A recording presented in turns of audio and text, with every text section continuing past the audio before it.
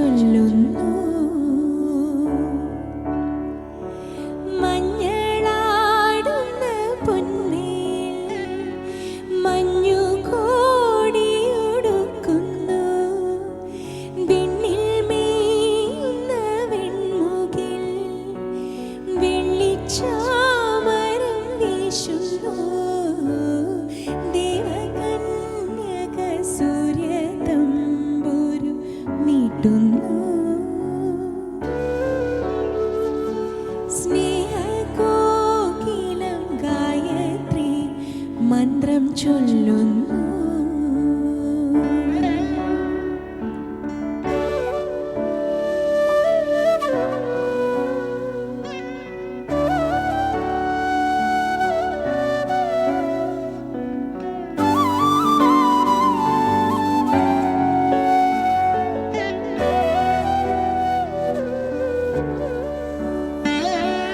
കുങ്കുമം പൂക്കും കുന്നിന്മേലൊരു കുഞ്ഞിളം കിളി പാടുന്നു. അമ്പലം ചുറ്റിയെത്തും പ്രാവുകൾ ആര്യൻ പൊൻപാടം കൊയ്യുന്നു. വെള്ളിയാഴ്ച പുലർച്ചയോ പുള്ളോർ പൂങ്കുടം കൊട്ടുന്നു. നാഴിയിൽ മൂലനാഴിയിൽ ഗ്രാമം നന്മ മാത്രമണക്കുന്നു. നന്മ മാത്രമണക്കുന്നു. ദേവകന്യക സൂര്യതമ്പുരു മീട്ടുന്നു. സ്നേഹകോകിലം ഗായത്രി മന്ത്രം ചൊല്ലുന്നു. മഞ്ഞളാടുന്ന പൊന്മേൽ മഞ്ഞു കോടിയൊടുക്കുന്നു. വിണ്ണിൽ മേയുന്ന വെൺമുകിൽ വെള്ളിച്ചാമരം വീശുന്നു.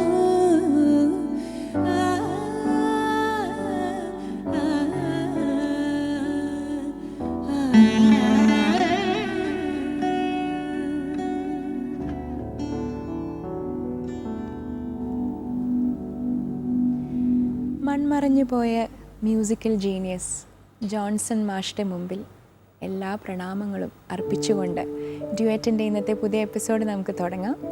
ഡ്യുവറ്റിൽ ഇന്നും ഇൻ എവറി സെൻസ് ഒരു പ്യുവർ മ്യൂസിഷ്യനാണ് ഗസ്റ്റായിട്ട് വരുന്നത്. I am so happy to have him on our show today. കാരണം അദ്ദേഹത്തിൻ്റെ ഏറ്റവും വലിയ ഒരു പ്ലസ് എന്ന് പറയുന്നത് അദ്ദേഹത്തിൻ്റെ മ്യൂസിക്കിനോടുള്ള ഒരു കാഴ്ചപ്പാട് തന്നെയാണ്.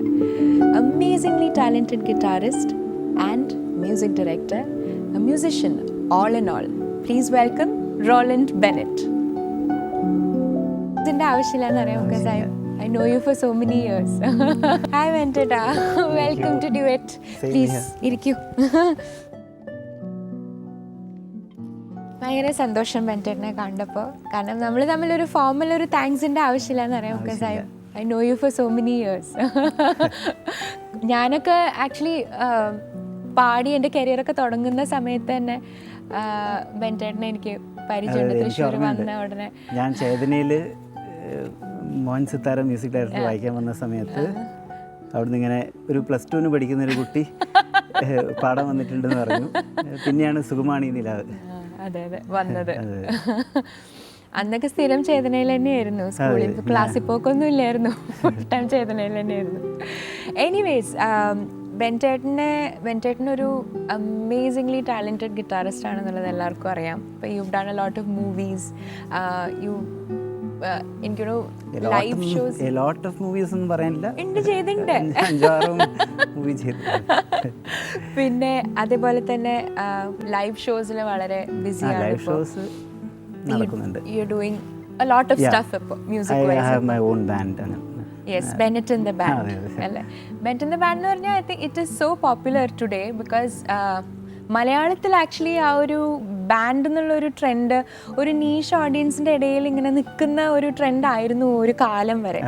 ഐ തിങ്ക് ബാൻഡ് എന്നുള്ളൊരു കോൺസെപ്റ്റ് കുറേ പോപ്പുലർ ആയതിൻ്റെ പിന്നിൽ actually Bennett and the band എന്നുള്ള ഒരു ഗ്രൂപ്പിന് വലിയൊരു പങ്കുണ്ട് ആക്ച്വലി.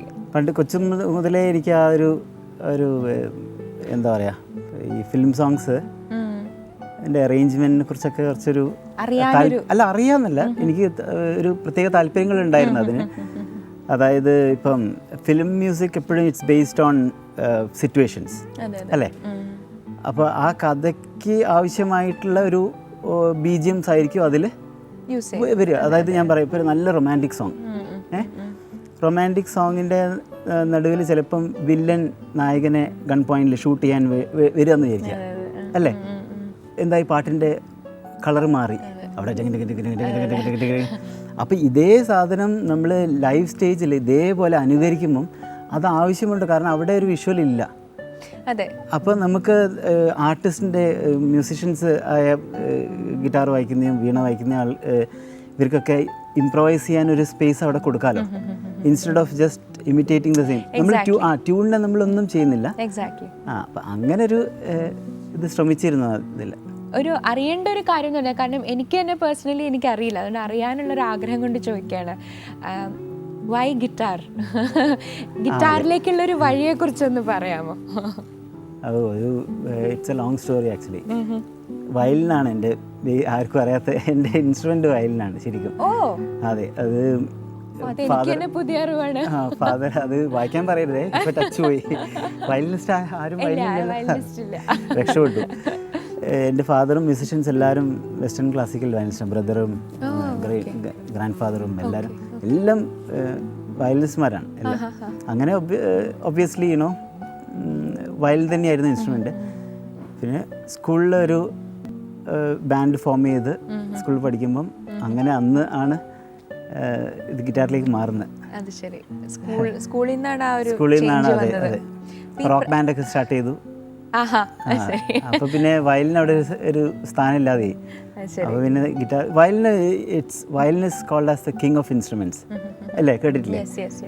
അപ്പോൾ വയലിൻ ശരിക്കും പഠിച്ചിട്ടുണ്ടെങ്കിൽ ബാക്കിയുള്ള എല്ലാ ഇൻസ്ട്രുമെൻ്റായിരിക്കും നമുക്ക് കുറച്ചെങ്കിലും ഒരു എല്ലാം അങ്ങോട്ട് മാസ്റ്റർ ചെയ്യാൻ പറ്റുമൊന്നുമില്ല. ബട്ട് സ്റ്റിൽ യുനോ നമുക്കൊരു അതിൻ്റെ ഒരു പ്ലേസ്മെന്റ് കുറച്ചും കൂടി എളുപ്പമായിരിക്കും വേറെ ഇൻസ്ട്രുമെന്റ്സ് പഠിക്കാനും. അങ്ങനെ വെന്റേട്ടൻ ഇപ്പോൾ വായിക്കുന്ന ഒരു എക്സ്പെർട്ടീസ് കേൾക്കുമ്പോൾ അറിയാം ഒരുപാട് നാളത്തെ പ്രാക്ടീസ് എല്ലാം അതിന്റെ പുറകിലുണ്ട് എന്നുള്ളത്. മുറിയിൽ ഇങ്ങനെ പൂട്ടിയിട്ട് മണിക്കൂറുകളോളം പ്രാക്ടീസ് അങ്ങനെയൊക്കെ ആയിരുന്നോ? കോളേജ് ഡേയ്സ് ചെയ്തിരുന്നു, മുടിയൊക്കെ വളർത്തി വേറെ തന്നെ. അതെ അതെ, വേറെ ട്രിപ്പായിരുന്നു. Daily practice. ഓരോ റോക്ക് ഐഡൽസ് ഒക്കെ ഉണ്ടായിരുന്നു നമുക്ക്, അത് വെച്ച്. പക്ഷേ ഇപ്പം I am basically like what do you say, concentrating on creating music, you know, other than sitting and practice guitar.